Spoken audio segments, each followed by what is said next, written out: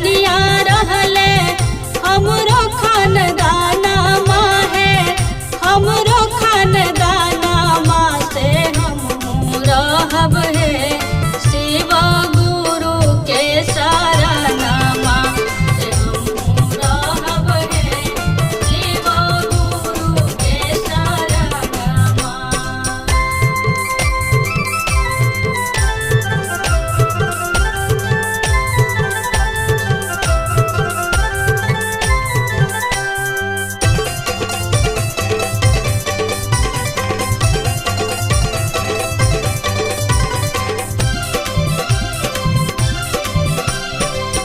माई हमरो चर्चा कैली बाबूजी ध्याना माँ है, बाबूजी ध्याना माँ से हम धरब है।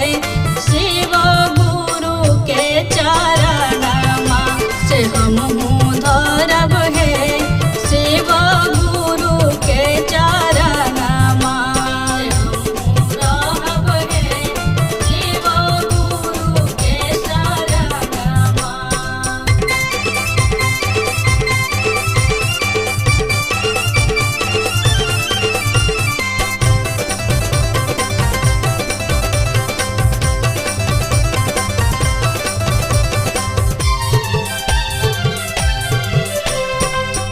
भौजी हमरो शिष्या बनले भाई के कराना माँ है, भाई के कराना माँ से हम जपब है।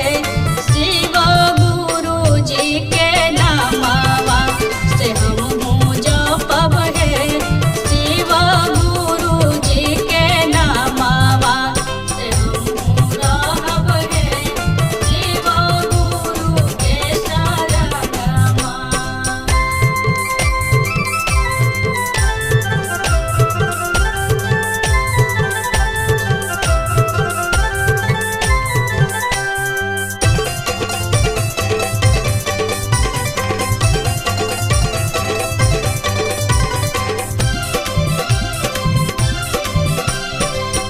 गणेश बिहार